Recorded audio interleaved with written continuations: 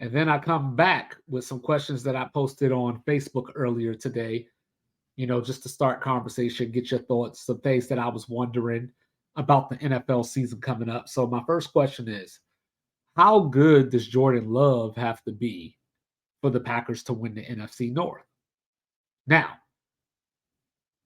I think he has to be above average. He doesn't have to be a Pro Bowler. He doesn't have to be Lamar Jackson. He doesn't have to be Justin Herbert, but I would say if he could play as well, you know, as Kenny Pickett did last year as a rookie, I think Green Bay has a chance to win the division. Because when I look at the division, I look at Minnesota's slow secondary, as I always talk about.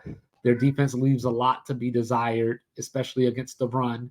So now that you don't have Aaron Rodgers there, you have a reason to run the ball.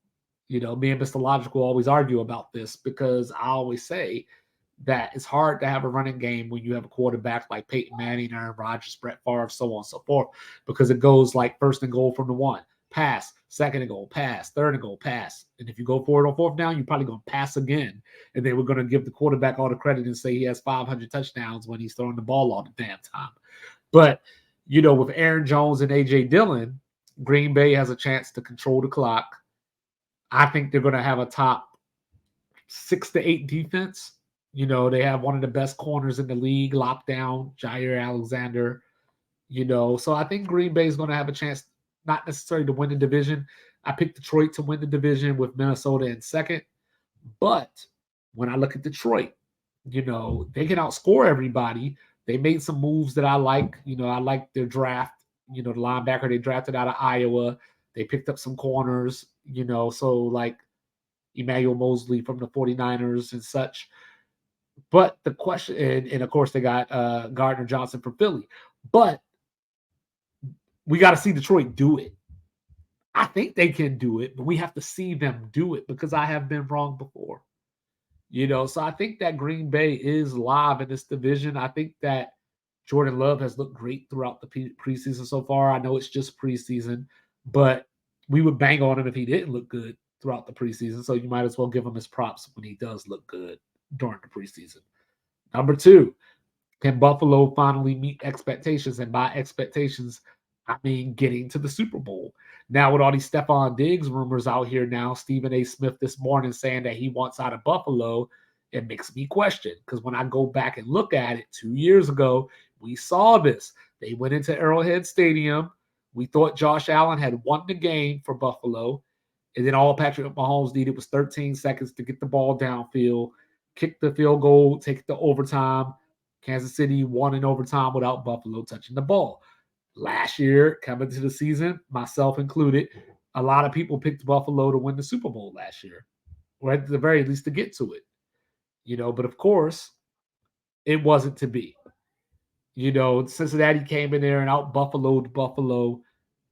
In the snow, Buffalo still can't run the ball. So is Dalvin Cook's little brother going to have a bigger role this year, and he'll be the remedy that we need in Buffalo. Nyheim Hines is out for the season after the boating accident. So what's going to happen in Buffalo with the running game? For 2, we saw the Miami Dolphins with a third-string quarterback go in there, and they were a couple of delay of games and dumb plays away from walking out of Orchard Park with a playoff win. Now you add Aaron Rodgers to the division. If Tua can stay healthy, then Miami's a threat in your own division. So you could have 3 teams from the AFC East making the playoffs this year. I think Pittsburgh's going to be better. Lamar Jackson is back. So I'm going to just say right now, the smart money isn't on Buffalo. We'll see what happens once the games actually take place on the field. Number 3, who is the second best team in the NFC? Assuming that Philadelphia is still the best team in the NFC. And I know all y'all that know me personally going to be shocked when I say this, so brace yourself. It's the Dallas Cowboys. If the Dallas Cowboys don't make it to the NFC title game this year, at the very least, I don't know when they're going to do it. Because looking around the NFC, San Francisco has the quarterback issues. Not only if Brock Purdy is a little more injured, but even if he's healthy, we got to see him do it over a full season. Both of the playoff games he had last year were at home. Most of the games that he played last year were all in the West Coast region. He didn't leave very much to go play. So we still don't know necessarily what Brock Purdy is. We like what we saw so far, but San Francisco is loaded everywhere else. Wide receiver, running back, defense. But when I look back at the last 2 years, Dallas lost to San Francisco both years in the playoffs. The first year in Dallas or Arlington, where Dak didn't hand the ball to the ump and the clock ran out as they were driving. Last year, Tony Pollard gets injured. They lose, a close game to San Francisco at San Francisco. So take San Francisco out of the equation, right? Do I trust Geno Smith enough to think of Seattle as a Super Bowl contender? I think they're going to win the NFC West, but Super Bowl contender, probably not. And then you already heard me talk about Minnesota and Detroit, so on and so forth. The Giants, no comment, but, we'll go from there. Number 4, can Kansas City make the AFC Championship game again? And if not, who can surmount them? Or if they do, who can beat them in it? So the answer to the question is, as long as you have Patrick Mahomes, you could do any damn thing you want to. But just to play devil's advocate and for the sake of argument, no, if Kansas City doesn't pay Chris Jones, they're going nowhere fast because Patrick Mahomes can do what he does, but you still got to get a stop. I love this secondary.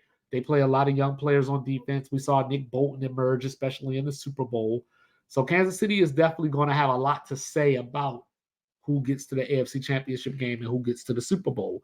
Now, with that being said, the Chargers always play Kansas City close. They just can't pull it off in the end. Is this the year they finally get to do it? Jacksonville showed you that they could play with Kansas City and that they're not scared of them, but I'm not counting Jacksonville for the purposes of this conversation. Buffalo has the motivation factor. They went into Arrowhead last year and won, and I told you about what happened the year before in the playoffs. Cincinnati's gone into Arrowhead and won, and Joe Burrow actually has a winning record against Patrick Mahomes. Baltimore has Lamar Jackson. So I would, if I just putting everything together, I think that Baltimore can beat Kansas City. I think that Cincinnati can beat Kansas City. Outside of that, a lot of slim pickings with the chips on the line.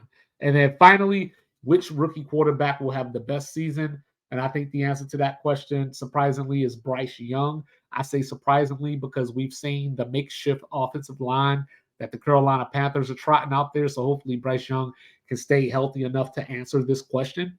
CJ Stroud, I think, is going to be good. I just don't think he has any weaponry right now as far as receivers go. John Mechie is going to be pretty good. Hopefully, I'm praying for him, coming back from leukemia. I like Xavier Hutchinson, who might be the steal of the draft or one of the steals in the draft. I look at Carolina and I see the poorest division that they play in where, we picked Atlanta to win the division. But I'm liking New Orleans, over the last couple of weeks, what I've seen in preseason so far, picking up Kareem Hunt and everything. So New Orleans might be a little better than I gave them credit for when I had that conversation. But just looking at the division, Atlanta's still trying to figure out what Desmond Ritter is. They did go pick up Calais Campbell. They made some defensive moves that, like I said, with Carolina's offensive line, woo, y por besito. Tampa Bay, what are they? They could probably score because they got Mike Evans, but nobody's scared of their defense. And then, of course, you got to go to the House of Horrors, aka the Superdome, to play the Saints at some point. When I look at Will Levis, I don't know if he sees the field this year. He's injured right now during the preseason, and Malik Willis has looked a lot better than he looked last year. So, Aiden O'Connell from the Raiders, I guess he's an option if Garoppolo gets hurt, but not really. So, I think that all in all, Bryce Young is going to be dynamic. I forgot to mention Anthony Richardson. If Jonathan Taylor ends up traded, as the rumors are saying that he has permission to seek a trade now, then that pretty much ends whatever chances I thought Anthony Richardson had to be the answer to this question. So I'm going to go with Bryce Young. And as always, we're going to look at the games, and if we have to change our minds, we will. But hey, stay tuned. Sports Reports is ordered is coming at you shortly with the AFC South preview. a little bit of that rumor mill that I talked about. And then Thursday, we got your college football stuff going on for you. So check out my 2-5s top 25 thoughts about the top 25. If you haven't, on YouTube, it's on Facebook. We'll be here for you. Sports Reports is ordered. Like, review, subscribe. Peace.